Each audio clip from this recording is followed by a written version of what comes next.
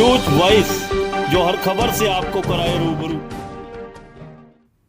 जब से इनेलो supremo Om Prakash Chautala jail से बाहर आए हैं, तब से पार्टी कार्यकर्ताओं में नए जोश और उत्साह का संचार देखने को मिल रहा है। इसी के चलते पार्टी संगठन के विस्तार को लेकर प्रदेश के दौरे पर निकले इनेलो के राष्ट्रीय उपाध्यक्ष अश्वनी दत्ता व मुख्य प्रवक्ता डॉक्टर सतबीर सैनी आज रेवाड़ी पहुंचे। यहां पहुंचने पर पार्टी के जिलाध्यक्ष डॉक्टर राजपाल यादव व प्रदेश प्रवक्ता एडवोकेट रजवंत दहीनवाल ने उनका स्वागत किया। इस दौरान शहर के एक रेस्तरां में पत्रकारों से बातचीत में पार्टी पदाधिकारियों ने कहा कि इनेलो सुप्रीमो जब पैरोल पर आने के बाद कार्यकर्ताओं से मिलते थे तो कानूनी तौर पर कुछ ज्यादा राजनीतिक भागीदारी नहीं हो सकती थी, लेकिन अब उनके बाहर आ जाने के बाद जहां पार्टी पूरी तरह संगठित हो रही है, तो वहीं इनेलो की टीम भी अधिक से अधिक लोगों को पार्टी से जोड़ने में जुट गई है और जिस जोश के साथ लोग पार्टी में शामिल हो रहे हैं, उसका असर आने वाले चुनाव में देखने को मिलेगा। उन्होंने कहा कि इनेलो सुप्रीमो के बाहर आने के बाद पार्टी छोड़कर जाने वाले नेता भी अब घर वापसी कर रहे हैं और यह कहने से जरा भी गुरेज नहीं किया जा सकता कि अब तीसरे मोर्चे का आगाज भी हो चुका है। रेवाड़ी से न्यूज वॉइस के लिए संजय कौशिक के साथ अजय सागर अत्री की रिपोर्ट। तो हमारा काम पहले ही चल रहा था, लेकिन आदरणीय चौधरी ओम प्रकाश चौटाला के बाहर मैदान में आने से लोगों में ये था कि उनका जो ऑरा है, उनका जो लीडरशिप है नेशनल लेवल की है, सभी इनको इसमें एस्टेब्लिश लीडर हैं वो देश के। और जैसे ही वो बाहर आए हैं, आपको सबको मालूम है मीडिया के माध्यम से सारी बातें, उसके संगठन का तो काम तेजी पकड़ा ही है, वर्कर में तो हमारा बहुत जोश आया है। दूसरी पार्टी से जो निराश थे, चाहे हमारी पार्टी छोड़ के भी चले गए थे, घर वापसी बहुत लोगों ने किया है, हजारों लोग आए दिन हो रहे हैं।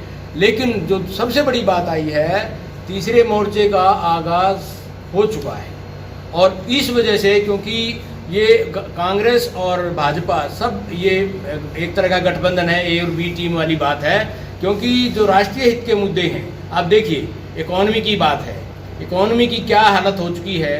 क्या अगर कांग्रेस विपक्ष की भूमिका निभाती, जैसे हमारे नेता ने रिजाइन दिया था किसानों के मुद्दों को उठा के, क्या अगर ये 40 MP इनके पार्लियामेंट में थे, ये अगर इस तरह की बात करते तो ये समस्या का समाधान नहीं हो पाता। सारी व्यवस्था डीरेल हो चुकी है, उद्योग धंधे चौपट हैं, अनएम्प्लॉयमेंट का जो आज पोजीशन है, त्राही मची हुई है, लोगों के पास आज परचेजिंग पावर नहीं है। परचेजिंग पावर नहीं है तो डिमांड कैसे क्रिएट होगी, डिमांड नहीं होगी तो उद्योग धंधे कैसे चलेंगे। ये सारी बातें हैं अर्थव्यवस्था से लिंक हैं, और जब तक अर्थव्यवस्था नहीं सुधरेगी तो देश कहाँ है, गर्त में जा रहा है आए दिन। और ऐसी ही सरकार को, जो सरकार अपना काम ना करे, दायित्व ना निभाए, तो उसको रखने का क्या फायदा। विपक्ष का क्या होता है, या तो उनको विधानसभा में घेरते।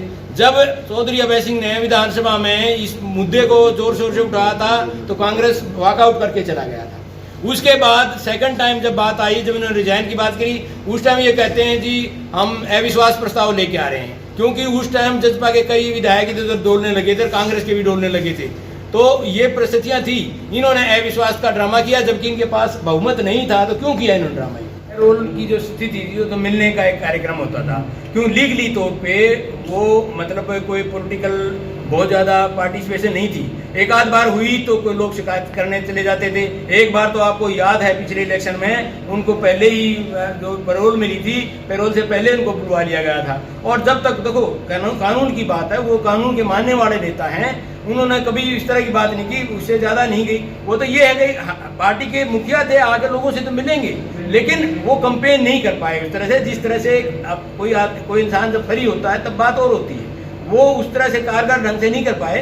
बट और कोई परिस्थितियां भी बीच में रही कि जिससे पार्टी में टूट फूट हुई, तो ये कारण थे जिससे हमारी कोई कमियां रही थी, जिस वजह से ये ऐसा हुआ। लेकिन अब हमारा परिवार, हमारी पार्टी पूरी तरह से संगठित है, पूरी तरह से पूरी टीम लगी हुई है। इसमें क्या व्यवस्था, अर्थव्यवस्था क्या है, GDP कहाँ पहुँच गया है, पेट्रोल खरीद सारे देश में क्रय हो रही है, अनएम्प्लॉयमेंट 30% यूथ अनएम्प्लॉयड है। इंडस्ट्री के ऊपर मैं पहले भी चर्चा कर चुका हूँ कि आज चाहे वो यमुनानगर की इंडस्ट्री हो, तो चाहे किसी भी इलाके की इंडस्ट्री हो, मेरा ख्याल वो बंद होने के कगार पर है। ये देश चलेगा कैसे, प्रदेश चलेगा कैसे? चौटाला साहब ने जब 2004 में सत्ता छोड़ी थी, उस समय जो एक्सचेकर था वह 2000 करोड़ रुपये पड़ा था, और आज तो स्टैटिस्टिक है, आप पूछिए स्टैटिस्टिक से कि आज 1.5 लाख करोड़ बेसिकली डेफिसिट में जा रहा है।